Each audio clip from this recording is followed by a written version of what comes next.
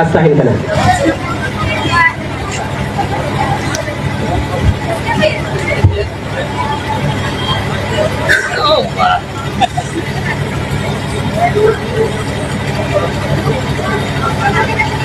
आदिवासी को अरेन जहाय मानोतन को बिना कुआ जहाय तो कुंगा गला काना जहाय तो आपो तलरे बनु कुआ उनको बीरबांटा भूलगुरिये को प्रकृति बचाओ आदिवासी बचाओ मंचो आजोदीय बुरु खन नितो तो सार सादले कते दक्षिण बंग ओनारे जॉइंट कन्वेनर इ राजेश्वर टुडू उनको फेन आयमा आयमा गजो और तिहिन जहां को बन सेटे रखन অর্থাৎ যে সমস্ত আদিবাসী জগতের মানুষজন আজকে আমরা উপস্থিত হয়েছি সুদূর বাঁকুড়া নয় পুরিয়া থেকে পশ্চিম মেদিনীপুর থেকে ঝাড়গ্রাম থেকে পশ্চিম বর্ধমান থেকে বীরভূম থেকে পূর্ব বর্ধমান থেকে হুগলি থেকে প্রতি আদিবাসী গণসংগঠনের পথপ্রদর্শক সবাই আমার পক্ষ থেকে অনেক অনেক ফুল উলগুলান জোহার। উল্লেখ্য যে সময় আমরা উপস্থিত হয়েছি বর্তমান সরকারের বয়সকাল ঠিক 15 বছর হতে চলেছে। এই 15 বছরের মধ্যে আমাদের র্যালির মাঝে থেকে যে সমস্ত স্লোগানগুলো উঠে আসছিল সেই স্লোগানগুলো যা কিন্তু ওঠার কথা ছিল না। আমি আপনাদের সামনে দু একটা স্লোগান তার মাঝে থেকে আমি তুলে ধরছি যে কয়লা গরু বালি চাকরি হচ্ছে চুরি বাংলায়, তার মাঝে আদিবাসীদের জাতি চুরি, রাজ্য প্রশাসনকে জানায় ধিক ধিক ধিক্কার।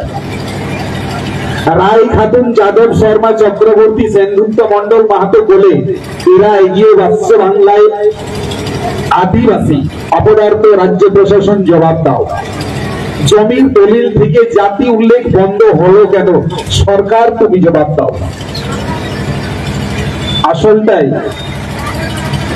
যে জায়গা থেকে এই ফেক এসটিদের উৎপত্তি, আমরা হয়তো ভাবছি ফেক এসটির উৎপত্তি পিসিডব্লিউ থেকে, ফেক এসটির উৎপত্তি এসডিও অফিস থেকে, ডিএম অফিস থেকে, বিডিও অফিস থেকে, কিন্তু আমার ভাবনায় বলে ফেক এসপি উৎপত্তির আসল জায়গা বিএলআরও অফিস আর এসডিআরও অফিস। একটা কথা মনে রাখবেন, যেদিন থেকে আমাদের দলিলে জাতিগত কথাটা উল্লেখ, সাঁওতাল, ভূমিজ, মুন্ডা ইত্যাদি উল্লেখ করাটা বন্ধ হয়ে গেছে, সেই দিন থেকে ফেক সার্টিফিকেটের শুরু। অর্থাৎ ফেক সার্টিফিকেট বের হচ্ছে এই কারণেই, যে সমস্ত ডকুমেন্টস কে নিয়ে এসটি সার্টিফিকেট তৈরি করতে হয় তার মধ্যে উল্লেখযোগ্যটাই হচ্ছে জমির দলিল, আসল পরিচয় পত্রটাই হচ্ছে জমির দলিল। সেখানেই উল্লেখ থাকে এই কতদিন এখানকার বাসিন্দা। এসটি সার্টিফিকেট দু ধরনের হয়, এসটি এ আর এসটি বি। অন্যান্য রাজ্য থেকে যদি আমাদের এখানে আসে তাহলে এসটি বি, আর স্থায়ী ভাবে যদি বাসিন্দা হয় তাহলে এসটি এ। জমির দলিল যদি থাকতো আমাদের জাতির উল্লেখের কথা, তাহলে এই সমস্ত যাদব শর্মা খাতুনরা কখনোই এসটি সার্টিফিকেট তৈরি করতে পারতো না। আমরা হয়তো যে লড়াইটা লড়ছি সেই লড়াইটা এখনো সঠিক জায়গায় পৌঁছায়নি বা সঠিক রাস্তায় নিয়ে যেতে পারছি না বলে আমার মনে হয়। আরে SD office, DM office, BDO অফিসের থেকে আগে লড়াইটা শুরু হোক বিএলআরও থেকে, এসডিএলআরও থেকে ডিএলও অফিসে। তারা কেন আমাদের দলিল থেকে জাতি কথাটা উল্লেখ বন্ধ করেছে? সেই শিকড়টা যদি না উপড়াতে পারি, এসডিও এসডিও 8 পাস নেতার কথায় 8 পাস নেতার অঙ্গুলে আলাদা চলে। এই এসডিওর মেরুদণ্ডটা বাঁকা কেচোর মতো নুয়ে গেছে। এই এসডিওর কিচ্ছু করার নেই। বিষ্ণুপুর এরিয়ার একজন কাউন্সিলর, বিষ্ণুপুর এরিয়ার একজন পঞ্চায়েত মেম্বার যা বলবে এই এসডিও তার থেকে একটা কথা বাদ দিতে পারবে না। যদি বাদ দিয়ে খেতে পারে তাহলে বলবো এই যে বুকের দম আছে, তার শিক্ষাগত যোগ্যতা শক্তি আছে। আরে ভুলে গেছে এই এসডিও একজন আইএস পাস। আমি একজন নেতার কথাই কেন বলবো, শুধু বিষ্ণুপুর এসডিও কেন, তাম বাংলার এসডিও কে বলবো, তাম বাংলার ডিএম দেরকে বলবো, আপনি একজন শিক্ষিত মানুষ, একজন এই পাস নেতার অঙ্গুলে করছেন কেন? আরে বাবা, আপনাকে খুব বেশি হলে ট্রান্সফার করবে, মঙ্গল গ্রহে পাঠাবে না। বিষ্ণুপুর থেকে 24 পরগনার বিষ্ণুপুরে পাঠাবে, জলপাইগুড়ি পাঠাবে, 24 পরগনার সুন্দরবনে পাঠাবে, পশ্চিমবঙ্গের ভেতরেই থাকবেন। সমস্ত এসডিও আর সমস্ত ডিএম কে যদি ট্রান্সফার করতে শুরু করে, রাজ্য সরকার ট্রান্সফারটা করবে কোথায়? আপনারা মেরুদণ্ডটা সোজা রাখুন। আর যদি মেরুদণ্ডটা সোজা রাখতে না পারেন, তাহলে বলবো আপনি ওই চেয়ারের যোগ্য নন। এমনও হতে পারে ফেক সার্টিফিকেট নিয়ে আপনি এসডিও হয়েছেন, ফেক সার্টিফিকেট নিয়ে আপনি এসডিও হয়েছেন, আর ফেক সার্টিফিকেট নিয়ে এসডিও হয়েছেন বলেই আপনার সেই ফেক সার্টিফিকেট ধারীদের কাছে আপনাদের এত দরদ, আপনার এত মায়া, যে আসলরাকে ছেড়ে নকলদেরকে মা থাকতে মাসিদের যত্ন করতে শুরু করেছেন। আর সেই সমস্ত এইখানে আবার স্লোগান ছিল রিজার্ভ কোটায় এমপি এমএলএ, আর কতদিন থাকবে বাবা? কন্যার চামড়ার এমপি এমএলএ জবাব দাও। আরে কন্যাটা লজ্জা পাবে তার থেকে আপনাদের চামড়াটা বেশি মোটা। যে সমস্ত প্রতিনিধিরা বিধানসভায় গেছেন, যে সমস্ত প্রতিনিধিরা লোকসভায় গেছেন, সমস্ত দলের আদিবাসী প্রতিনিধিদেরকে বলছি, আপনারা কথা বলুন। আপনারা ওইখানে এসি ঘরে ঠান্ডা হয়ে খাতি যাননি, আপনারা প্রতিনিধিত্ব করছেন আপনার এরিয়ার সাধারণ মানুষের, আদিবাসী ও আদিবাসী তামাম নাগরিকের সুখ দুঃখের কথাটা বলার জন্যই আপনাকে পাঠানো হয়েছে, ওইখানে মৌজ মস্তি করার জন্য নয়, বিধানসভায় আর লোকসভায়।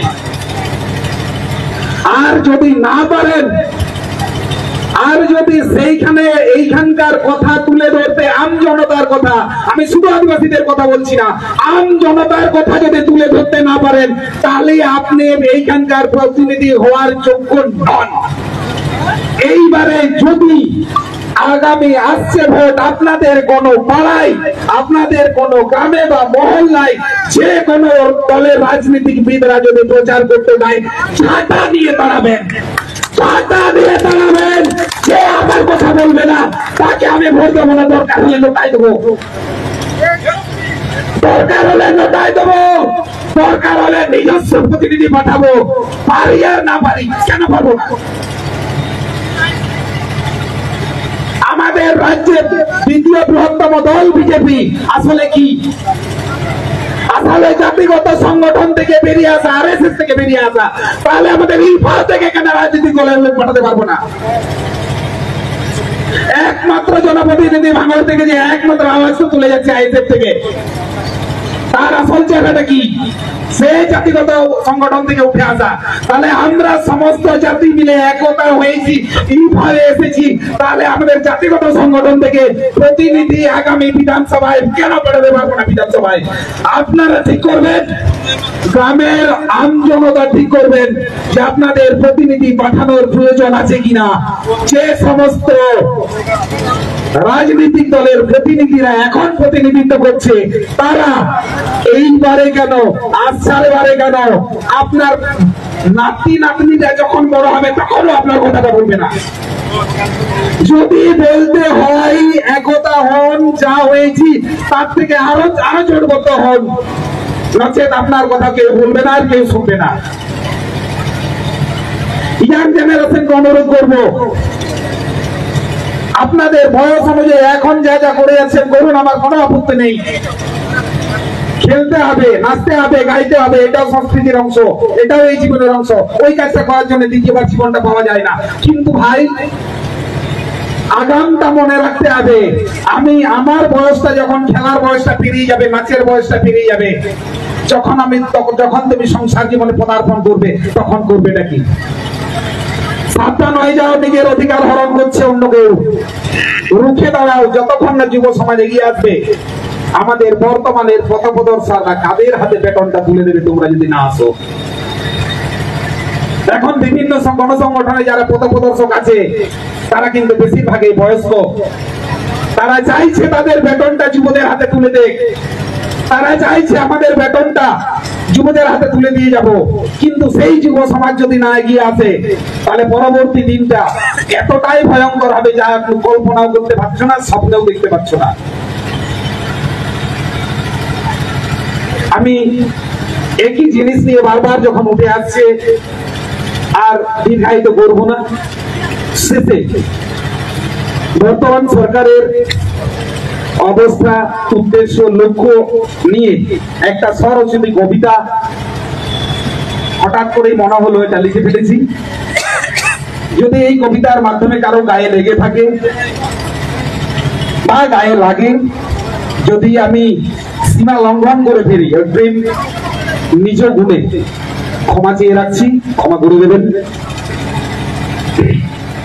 কবিতার নাম এগিয়ে বিশ্ব বাংলা, লেখার তারিখ 25/8/25।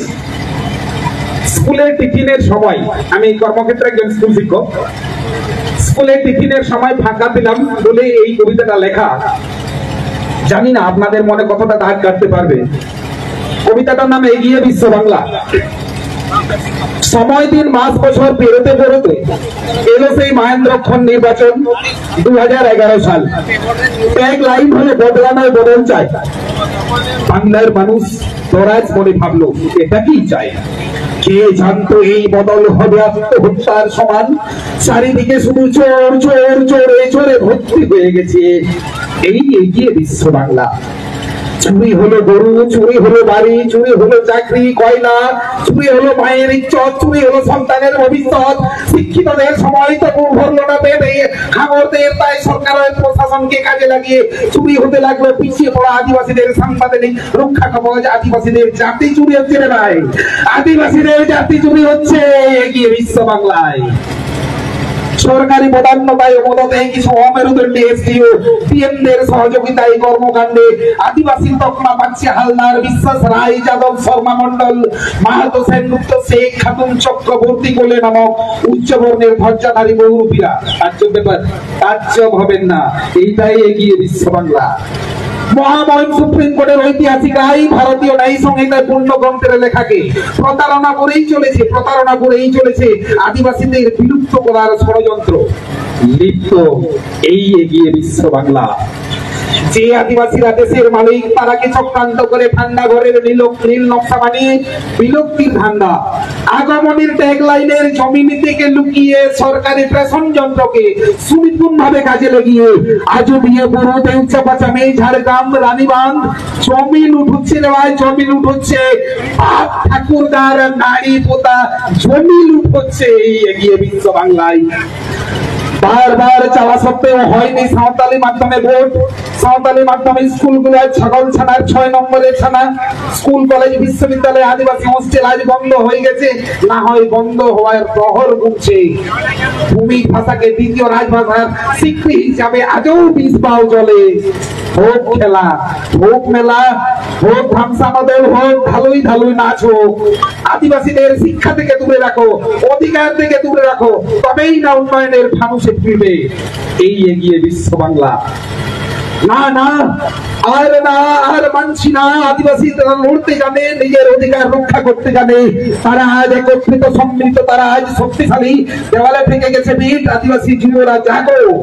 বাবা তিলকে ভগবান বিরসা বীর বান্ডা সিধু কালে ভুলে জানে, নারা দিয়ে বলো আবহাওয়া দিশম আবহাওয়া রাজ, আবহাওয়া দিশম আবহাওয়া রাজ। চোখে চোখ রেখে মেরুদণ্ড সোজা রেখে সিনা ঢুকে বলো, সিনা ঢুকে বলো এই বিশ্ব বাংলার নীতি ভুল, আদর্শ থেকে বিচ্ছিত, নৈতিকতা ভুল, ভুলে ভুলে ভর্তি। উচ্চবর্ণের অহংকারকে জলাঞ্জলি দিয়ে আদিবাসীদের জাতি ছুরিতে এগিয়ে এই বিশ্ব বাংলা। সবাইকে আমার পক্ষ থেকে নমস্কার, বলুন জোহার।